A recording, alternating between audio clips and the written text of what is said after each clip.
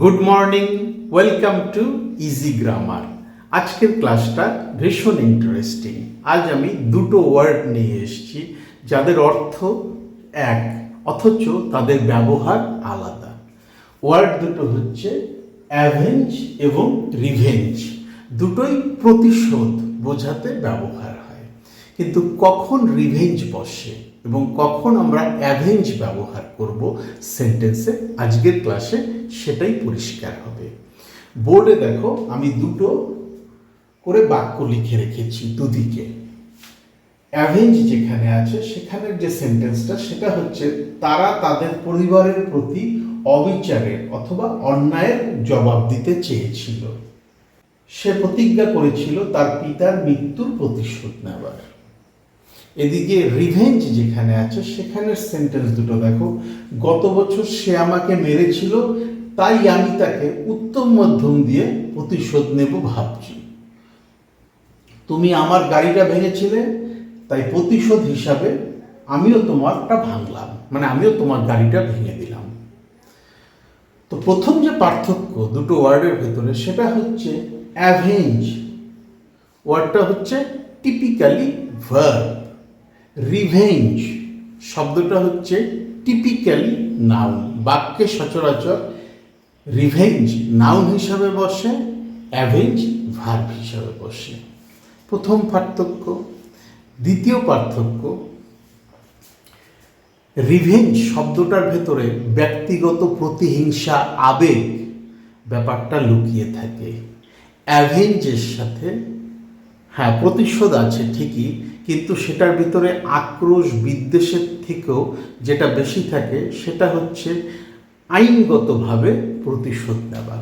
এখানে কিন্তু কাউকে মেরে আইন ভেঙে বা বেআইনিভাবে কাউকে শিক্ষা দেওয়ার ব্যাপার নেই বা কারুকে প্রত্যাঘাত করার কিন্তু ব্যাপার নেই অ্যাভেঞ্জের ভেতরে।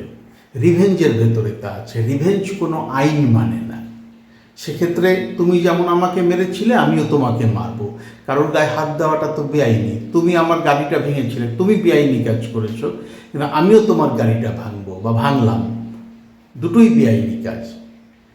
অথচ এই দিকের যে ওয়ার্ড সেন্টেন্সগুলো সেখানে কিন্তু তোমরা দেখছো সম্পূর্ণ আলাদা জিনিস। তা হচ্ছে তারা তাদের পরিবারের প্রতি অন্যায়ের জবাব দিতে চেয়েছিল। এই জবাবটা কিন্তু মারামারি করে আইন ভেঙে না, আইনগতভাবে আইনিভাবে তার মোকাবেলা করা।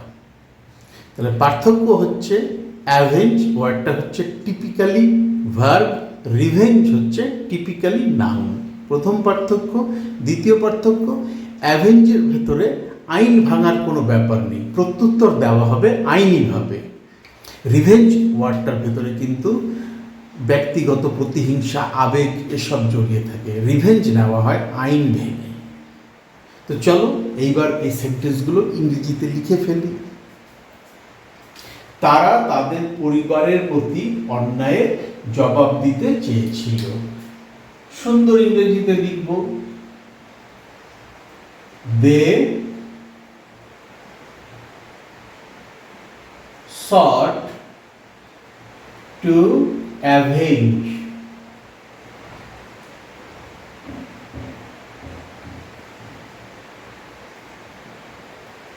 the wrongs। এখানে wrongs বলতে অন্যায়, অবিচার ইত্যাদিকে বোঝানো হচ্ছে। they sought to avenge the wrongs done to their family। They sought to avenge the wrongs done to their family। তারা তাদের পরিবারের প্রতি অন্যায় অবিচারের জবাব দিতে চেয়েছিল। সে প্রতিজ্ঞা করেছিল তার পিতার মৃত্যুর প্রতিশোধ নেবার। এখানে তাকে আমরা মহিলা হিসাবেই ধরে নিই। she vowed to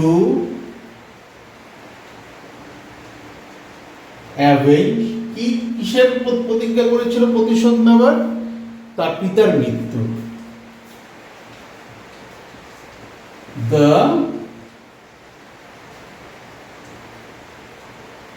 death of her father.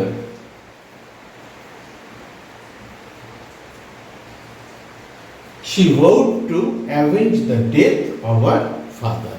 এই দুই ক্ষেত্রেই আমরা প্রতিশোধ প্রত্যাঘাত দেখতে পাচ্ছি, কিন্তু তার ভেতরে প্রতিহিংসা আইন ভাঙার কিন্তু কোনো ব্যাপার নেই। যা হবে তা আইনিভাবে সঠিকভাবেই হবে, প্রত্যুত্তরটা যে হবে তা সঠিকভাবেই হবে, প্রতিশোধ যে হবে তা আইনগতভাবেই হবে। এবার এই দিকের সেন্টেন্সগুলো দেখো। গত বছর সে আমাকে মেরেছিল, সে মেরেছিল আমাকে। হি অ্যাবিউজড।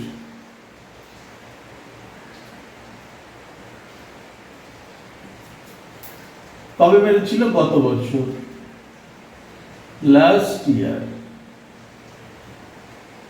কমা দিয়ে দিলাম। তাই, সো, আমি তাকে উত্তম মধ্যম দিয়ে প্রতিশোধ নেব ভাবছি, পরিকল্পনা করছি। So I am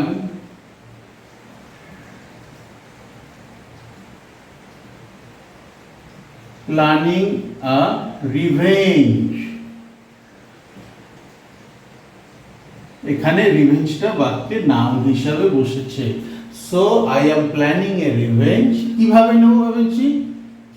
by beating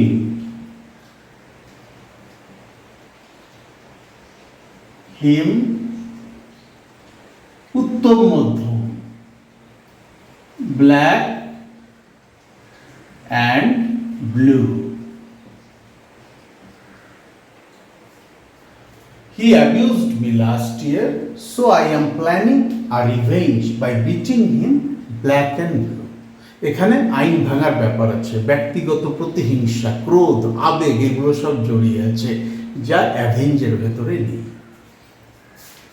তুমি আমার গাড়িটা ভেঙেছিলে, তাই প্রতিশোধ হিসাবে আমিও তোমারটা ভাঙলাম। সিম্পল পাস্ট টেন্সে লিখব। ইউ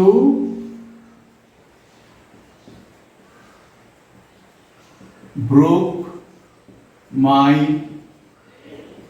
car, কমা দিয়ে দিলাম। সো, তাই,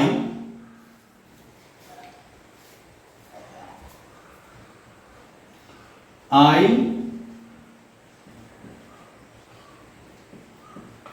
broke yours as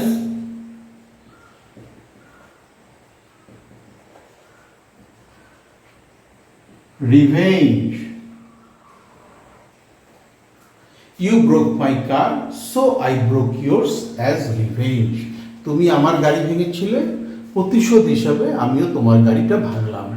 গাড়ি ভেঙে দেওয়া, কারোর সম্পত্তি নষ্ট করে দেওয়া, ফিজিক্যালি কারোর সম্পত্তি ড্যামেজ করা বেআইনি কাজ।